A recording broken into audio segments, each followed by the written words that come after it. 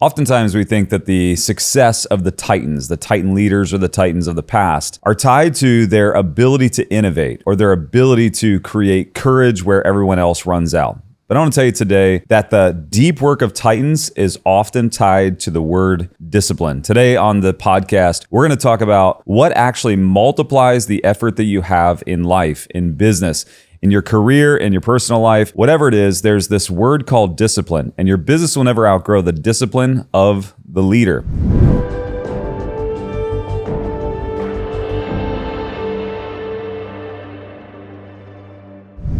So in this episode, we're going to talk a lot about what type of disciplines you need in order to be successful. Some things that I employ in my own life and use in my own life, and some things that I'm constantly working on. I don't think that being disciplined or being successful is ever something that you complete. There's never a true finish line. It should be an evolution. It should be a pursuit. It should be something that's constantly changing. Most people want the results that only discipline can create. Most people want results that only discipline can create, but they wait for their motivation to start. Typically, what happens in your life is you think, well, once I grasp a level of motivation, then I get some motivation, then I'll begin. And then once I get going, then I'll discipline the results. It's almost like this refining process. But the reality of it is that's not how it goes. We have to start with discipline, even when motivation doesn't exist. Discipline is doing something under restraint. And sometimes under restraint means the fact that you don't have motivation, that motivation doesn't exist. So as we step in, I'm going to go through kind of 3 points, and I'll give you a couple of narratives along the way. I've got a Stoic story I want to share with you in the podcast as well. But to start off with, I want to say that discipline isn't hustle. Discipline isn't hustle. It's restraint. Discipline isn't doing everything. It's doing the essentials with consistency. So, there's this constant narrative out there about always grinding. And, we've heard people like Gary Vee and others that will consistently use this phrase of grinding. And we almost elevate the thought, or we elevate this thought of grinding. And, when I say that word, most entrepreneurs know exactly what that means. They know that means that they're working 12, 14, 15 hours a day. That means that there is no start to the workday, and there really is no end to the workday. Oftentimes their sleep, their habits all revolve around whatever it is that is demanding of them in the workday. And so there's a huge myth here, because we believe that just by the sake of putting in more time, that we'll get better results, or we'll get more results. And that couldn't be further from the truth. There are periods of time where we have to put and go all in, but it's not sustainable. And if we don't get into a sustainable work environment, we'll never get into a consistent work environment. If we never get into a consistent work environment, then we'll actually never get as far as we want to go. I think typically most entrepreneurs, most people that are just running hard and grinding, they think that basically what life is chaos and caffeine, right? It's like, I've got to drink my next energy drink so I can keep my energy up. And then if I keep my energy up, then I can distill down the chaos that's coming at me all the time. And we've got kind of this like chaos and caffeine mentality. And I would say that what I really believe is that if you want to become a Titan, if you want to grow past the competition, if you want to surpass your own limitations, it's not caffeine and chaos, it's clarity and constraint. It's clarity and constraint. It's what is it exactly am I trying to accomplish? And what in my life is taking me away from accomplishing it? It's more important to consistently think through why doing less is better. Because oftentimes if you do less, but all of those things in the less are pointing towards the end result you want, you still get there faster, and you get there with more clarity. So I'll tell you one quick test is if I opened up your calendar right now, and you hear me talk a lot about time and time management, but if I just opened up your calendar and I looked at today, could I determine based on your calendar what's important in your life, right? What is important in your life? If I looked at your calendar, I would highly, highly recommend that you put everything on your calendar. If you look at the start of my day, I put those time frames in my day on my calendar that Nobody can interrupt. There's a period of time where I meditate and I pray. That's uninterrupted time. I have times when I work out, and then when I work out, that's on my calendar. There are times where I'm doing something with the kids and with my son, and that's on the calendar. And the reason is because I want things to be set in stone that matter. That matter, right? And so if I looked at your calendar, could I tell you, or could I see what matters most to you? Titans don't live in reaction. We live in rhythm. We live in a consistent pattern of discipline, doing the things that matter most, that point towards the end result that we want. That's truly what a Titan is. Let me say this to you, and I want you to grasp this. This is an important statement. If you can't say no to the wrong things, you'll never build the right things. If you can't say no to the wrong things, you'll never build the right things. Again, discipline isn't hustle, it's restraint. The second point I want to make is that there are really what I say are 4 dimensions of personal discipline. There are 4 areas that you have to determine that you're going to be disciplined in. And so what I want you to do is I want you to rate it. I want you to rate it A, being you do well. You're an A student. B, you got some improvement, but you're doing pretty good. You're better than average. C, you're below average. And then we're going to skip D. We're going to go all the way to F. F is like, I'm failing. All right. So you got A, I'm doing great. B, I'm solid. I'm better than average, but I've got room for improvement. C, I'm below average and I've got a lot of improvement. And F, I am failing. Okay. So these 4 areas, I want you to rate them in your life. A, B, C, F. Okay. So the first area of discipline is what we call mental discipline. Mental discipline. What I say oftentimes is that we should have a trash in and trash out rule. There are lots of things that I will not allow into my life, into my mind, into that eye gate or ear gate, because what happens is what you fill your mind with, whether it's through sight, reading, listening, what you fill your mind with will have a correlation to the output. And so if we're going to be mentally disciplined, we have to make sure that we control what comes into the mind. We have to guard the input. If we're going to be disciplined with our mind, we have to be guarding our input.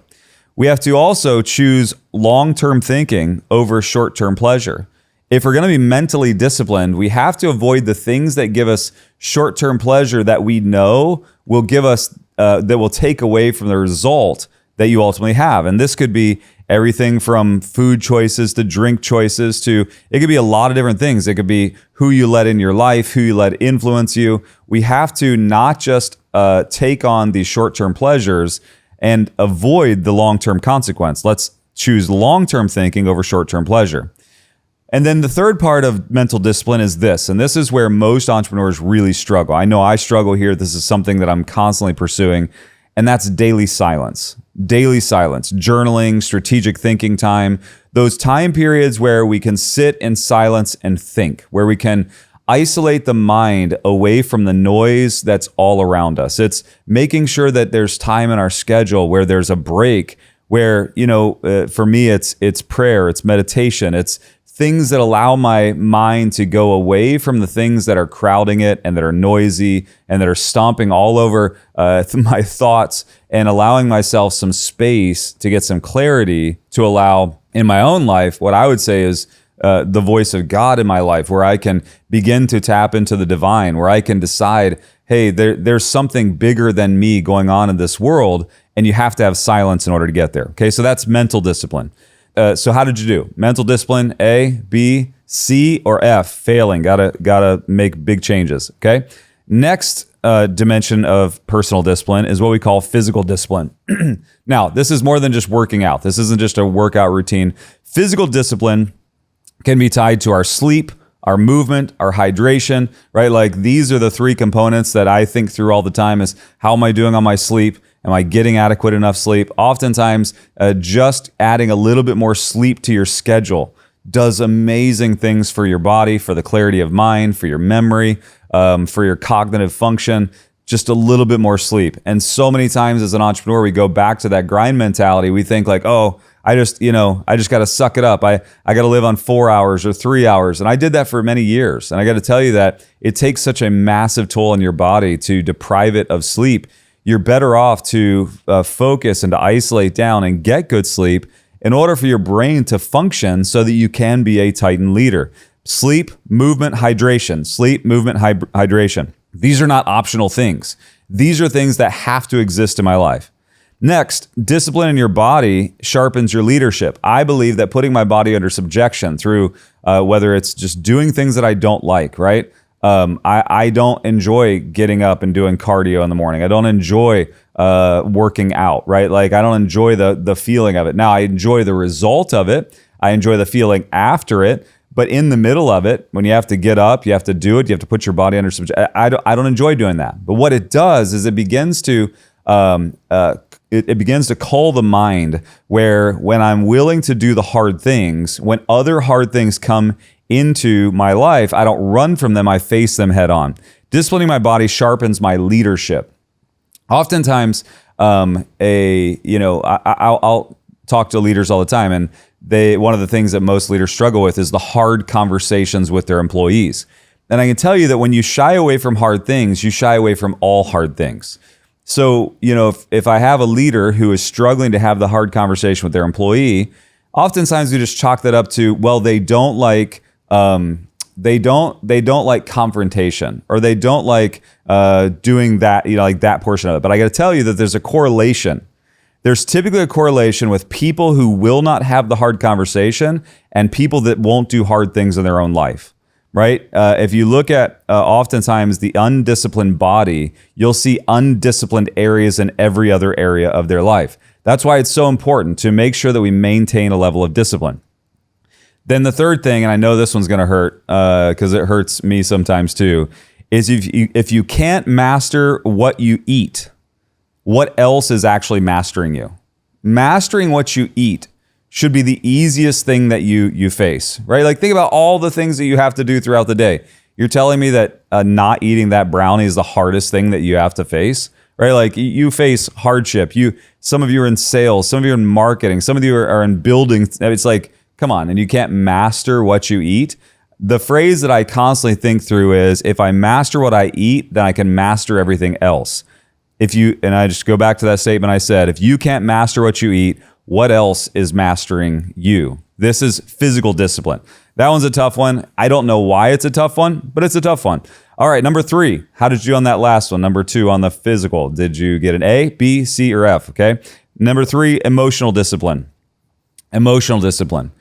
Leading without emotional leakage. Leading without emotional leakage. Do you stay grounded when you're under pressure? Do you take in everything without an emotional response that just happens? So many people that we deal with on a daily basis, their emotions may not come out of their mouth, but they're all over their face. Do you understand that your body language carries just as much emotion as your voice? When somebody corrects you or gives a difference of opinion or wants to go a different direction, or when you're presented with something that's hard, what is your bodily response? Not just your verbal response, your eyes, your body language, right? A true Titan is going to master their emotions, emotional discipline. One thing that I pride myself on is being able to take the worst news, the worst situations, and the worst scenarios and be able to absorb it, be able to process it without an emotional response, and then turning around. And I think if you talk to the employees that I've had over the last 15 years, close to, I think I'm up to 8,000 employees now in the last 15 years, I think that what you would get from them is that is something that I am working on a consistent basis. An even keel, non-emotional response to whatever is thrown at me. In the rough times, I want to be even. In the good times, I want to be even. You know why? Because we struggle to lead when we can't lead our emotions ourselves. Staying grounded under pressure is so vitally important. Let me ask you this. The people that surround you and the people that you lead will either take on the essence of positivity or negativity. And can I tell you where they get the essence from? It's from you. If you are the source of negativity, others around you will naturally become more negative. And for you, the best thing you can do for your people that you lead, including the people in your home, is to have an even temperament. You can master that. You can say, well, that's not how I grew up, or that's not what I was taught. No, that's you. Again, it goes back to a Titan is in control of their emotions. That means that you control them. Circumstances don't control them. Your past doesn't control them. And I know that's tough talk, but the reality of it is only you can control your temperament.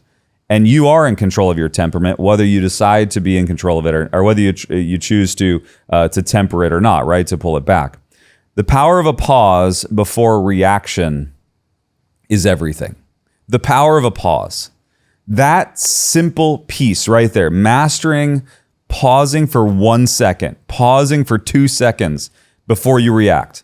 When you get hit with, I was talking to somebody on the phone the other day that had taken advantage of me. This is, and I'm not going to go deep into this because it's still sensitive.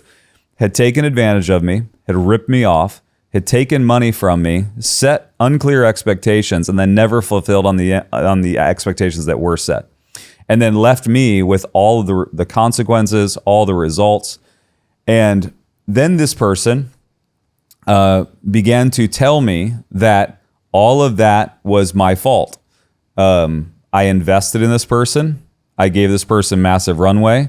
I gave them opportunity. I gave them everything. And yet, because the circumstance wasn't exactly what they wanted, they blame me for the entire result. The easiest thing would have been is to go at them. And believe me, that was there in the very first second. The rage that filled me inside with the ingratitude, the entitlement, the absorption in one's own, let's just say selfishness. Man, it fired me up. And I know you guys have been there before. But in the end, I thought, you have a chance to just literally fillet this person right now. Like just go after them. And to the point where it could be legal. I mean, I could take everything. And I paused for a second and I thought, what do I want the outcome to be? And I thought, what I want the outcome to be is for us to walk away in a mutual manner where it's beneficial to both. And in the end, maybe 3, 4, 5, 6 months down the road, still be friends. I paused long enough to have that thought. That thought in that pause caused me to then go completely away from the anger, the frustration, the fear of what was going to happen, all of it. It allowed me to have enough space to go, you know what? And my response to that person was, I understand why you feel that way, right? Like the entire thing changed because I paused, right? And then in that, we found a solution to work together. We found a solution to move forward. And that's so important because I could have burnt down the bridges. I could have, there would have been such a fallout with me just going hard at somebody, everything from legal to people tied to it, to other friends that are connected to it. It would have been a mess, right? And the crazy part is I'm probably going through about 5 or 6 situations just like that. And so as I'm telling you the story, I'm thinking about all the other ones I'm going through. And that's emotional discipline. And a Titan leader carries that level of emotional discipline and more. It's something that I have to keep under constraint all the time. And then lastly, how did you do on that one? That one's a tough one. A, B, C, F, okay? Number 4, last discipline is what we call time discipline. And this is what I talk about a lot. I know if you've listened to my podcast at all, you know that this is a big deal to me. But this is where time blocking, putting non-negotiables in your calendar have to be there. I believe that one big mental shift I want for you to have is that I want you to understand that margin in your day is not laziness. Margin, and I had to get past that point too, because I felt like downtime or time to think or space to think was just laziness, because I'm the type of person that I want to maximize it. I have meetings by every 15 minutes. A lot of my executives get 15 minutes with me. They don't get an hour, they get 15 minutes. Because I believe that most of what we need to accomplish can happen in shorter windows. We just choose to give it longer windows. So I'm very intentional. But then I have to get to a place where if I do have downtime, space, I don't turn around and think that's laziness. I got to hurry up and jam a bunch more things into it. No, margin is not laziness. it's periods for leverage. I'll tell you that the most important periods of my day are not those 15 to 30 minute meetings I'm having. They're that 15 minutes where I have just enough space to sit down and think about what I'm going to do. Times where I can sit down and write an outline for a podcast. It's those margins are not laziness, they're leverage, and they're leverage points. And then lastly, the one point I want you to make, or for you to understand, is that boundaries are important, because boundaries are where you create breakthroughs. When you let every part of your life just kind of mesh together, there's never any clarity around how things work and how things can coincide. And so when you give extreme boundaries, look, we're not going to go past this point. We're not going to talk about this thing. You don't let things bleed into it, right? Boundaries with your work-life balance, that type of stuff. It's like these things are important because these boundaries are what ultimately create breakthroughs. In one area of my life, and so like I am not an A in all of these areas. This area, time and discipline, the reason I talk about it the most is because I focus on it the most. And the reason I focus on it the most is because it's the one thing I struggle with the most. And you say, well, you seem super disciplined. You seem like you got meetings down. Well, yeah, there's another part of timing. And the timing of spending time with my children uninterrupted is an area that I have to work on. And so when I say that boundaries create breakthroughs, let me explain this. I took my youngest son away for 2 or 3 days during a break period this year, around July 4th. Just the two of us went away. And what I noticed was day one, I was consumed with trying to keep up with everything going on back at work, right? Well, he is now in the middle of like dad on his phone, dad in conversations, and then we'd have a 10-minute talk, and then we're driving somewhere. I think, we were driving 4 or 5 hours away. And then I'd be talking on the phone, and then I'd be talking to him, and then I'd be texting, and then I'd be sending an email, and then we'd be listening to a song, and then I literally just put him in the middle of my world. Now, that's not a bad thing. It's not a bad thing to allow your children to be in the middle of your world and feel accepted in your world. However, I'll tell you that the time that we had that was most impactful, right, those breakthrough moments, was on day 2, when he and I decided that we were going to go out, rent some bikes, go ride, 10 miles or however long it was on a bike, and go grab some food. And I left my phone at the resort. I left my computer at the resort. I brought nothing from work. And we literally just went, well, that was the most impactful part of the trip. Was not the time that everything coincided. It was the time where there was extreme boundaries, where I said, this time, Maddox, is for you. And let's talk. Let's talk about, he was getting ready to start junior high this year. And I was like, let's talk about junior high. Let's talk about what it's going to be like. Let's talk about how to deal with older kids, right? Those are those breakthrough moments. Those are the moments that matter most when you create boundaries. Okay, so how'd you do on that one? A, B, C, F. All right, so those are the 4. You've got, just to reiterate, you've got mental discipline, physical discipline, emotional discipline, and time discipline. The Titan who controls these areas has massive growth in their life. You don't get stronger by being available to everything. You get stronger by being accountable to something. You don't get stronger by being available to everything. You get stronger by being accountable to something. This is what these disciplines are. It's accountability to something.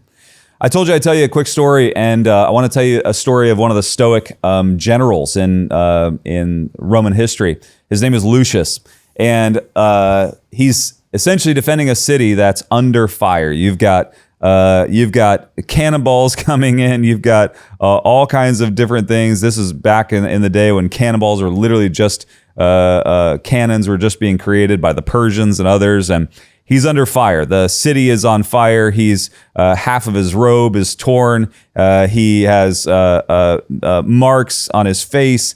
And it's hopeless. But he is the general. He is the last bastion of authority in this city. And the troops are looking at him. Half of them are run away. He's battered. He's torn. The city's on fire. And Lucius begins to gather his own courage. And Lucius stands up, commands this amazing group of people, and defends the city. And ends up holding off the I think it was the Germanic tribes that were coming in. and ends up holding them off and saves the city with about half of the troops that he started with. And Lucius is heralded as one of the greatest generals, and he gets all these accolades. And when Lucius was asked, and this to me is amazing, this is the translation, but when Lucius was asked, I'm going to actually just pull that quote out, is that when he was asked why he decided to stand up, he said this. He said, "A man cannot command fire or fate. A man cannot command fire or fate, only himself. If I yield to fear," he said, as I was sitting there thinking, if I yield to fear, fear becomes my master. Fear becomes my master. He said, however, if I hold discipline, courage becomes yours. What he was saying is that I can't control these things around me. I can't control my fate. If I die, I die, right? That's the memento mori concept, right? He said, if the city catches up, I can't control that. He said, in this moment, the only thing I control is myself. I can't control the men around me. I can't control the situation. I can only control myself. He said, but if I yield to fear, fear becomes my master. Whatever you yield to becomes your master, right? So you yield to that, go back to it. You yield to the donut's your master. You yield to someone else coming in and infringing on your time. Now they're your master, right? He said, fear will become my master. However, listen to this. This is important. If I hold discipline, right? If he stands his ground, if he stays his course, if he holds the authority and the position that he's been given because now he's controlling himself, he said what happens is instead of fear becoming the master of those that I'm leading, he said courage will become their master. Courage will be their guiding light. Courage will be their next step. And that's what happens. He says, I can't control this around me. The only thing that Lucius can control is Lucius. And if Lucius stays the course, if Lucius decides I'm going to control myself, standing here in discipline, I'll essentially instill courage in those that follow. In the end, the citadel fell. However, he was remembered and his men remembered him for all that he did. It was an amazing story of somebody who led under fire. Last thing I want you to understand is that discipline actually is a great multiplier. I think oftentimes we feel discipline is a great restrictor. The more discipline I put myself under, the more I feel restricted. This is a mental shift you have to make. You have to get past the point where you feel like the more good habits you have, that the less good life you have, right? Like we have this feeling of like, well, if I can't eat good food, if I can't just have free time to myself, then I'm living under a restricted life. Let me change your mindset for 1 second. Discipline actually gives you back time. I believe that in my day, I get done more than most because my timing is disciplined. I also believe that I get to do the things in life I want to do because I live a disciplined life.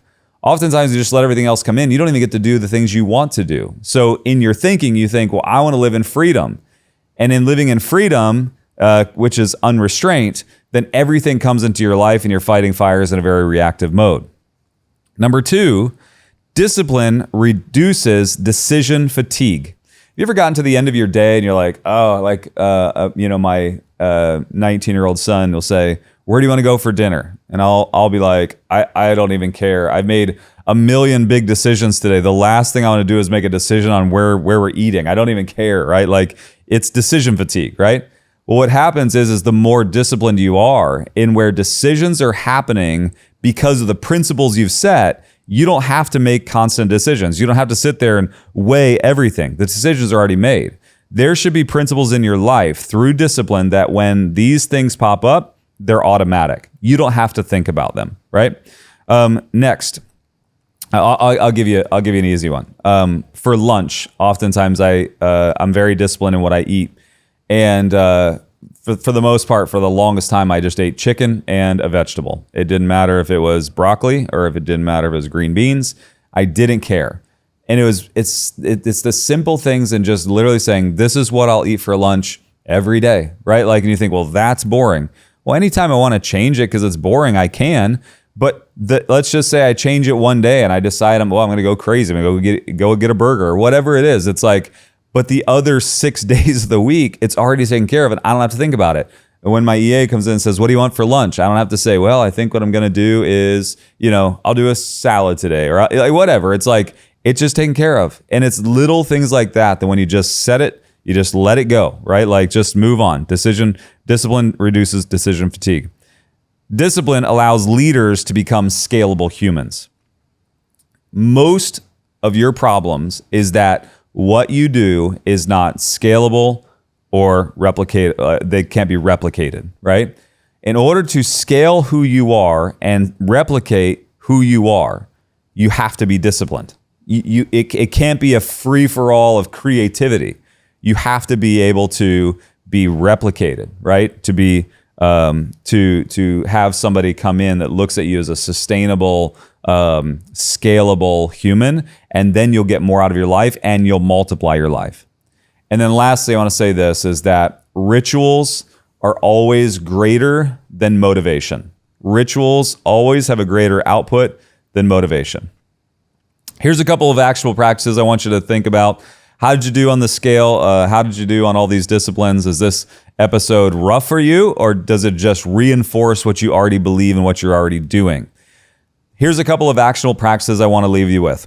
Number one, I believe that everybody should have a morning routine. Some people say you have to have an evening routine. I would say at least start with a morning routine. What do you do in the morning? How do you prepare for the day? How do you get ready? Morning routine is really important. And I'm not one that's crazy. I'm not getting up at 4 a.m. I'm not doing stupid stuff, right? Like I resist the cold plunge concepts, right? Like I'm not going to get in some cold plunge every single morning, right? Like I'm not insane and crazy. Like if that's you, go for it. If you can withstand a cold plunge every morning, then by all means do it. If you need to put your body into that subjection, do it. That's not me. What I need is in the morning, typically I have high amounts of cortisol through my day, which is stress. So the last thing I need to do is create more stress the moment I get out of bed. So what I don't want to do is immediately spike cortisol by adding stress the moment my feet touch the floor. So my mornings are a little bit more subdued, right? So I spend time in meditation, in prayer. Even my workouts in the morning are less strenuous than the workouts I choose to do in the evenings or night times, because in the end, oftentimes just going and running 5 miles doesn't reduce cortisol. Oftentimes, if you stress your body out too much, it'll add cortisol. So I'm trying to allow my body to naturally ramp up into the stress that it's going to feel throughout the day, through all the work and the things they have going in my life. And then I try to pull that back down by the end of the day. Define a start and stop time for your workday. Number one, create morning habit. Create a morning routine. Number two, define a start and stop time for your day. Just choose it. What is the start? When is the stop? And I don't care if it's like, hey, 8 a.m. to 8 p.m., whatever it is, just choose it and live by it. Try to do that for the next week. Plan your week before the week happens. On Sunday, I spend a lot of time looking through my week, reorganizing it, pulling things off that don't matter, things that got into my schedule that I shouldn't be doing. Every Sunday I go through it, and then every morning I audit it one more time. Next, number 4, audit one habit. One habit that you have. Just audit it. Just look at it. Look at the things that you wish you could change and audit one. Don't try to change everything. Try to change one thing at a time. Okay? And then last thing, this is a shout out to David Goggins. He says, find an accountability mirror. Accountability mirror. Go stand in the mirror and look at yourself and decide what you want to change and start to go after it. All right, guys, last thing here in summary, Titans aren't superhuman. They're literally just strategic and consistent. Discipline isn't about control. It's about liberation. It's about multiplication. I would love to see you take action this week, changing one area of your life, adding a little bit more discipline on this journey of becoming a Titan leader. Thanks so much for being a part of the podcast and for listening today. I'd love to connect with you further, and you can connect with me on social media at Eddie Wilson Official on any of the social media channels.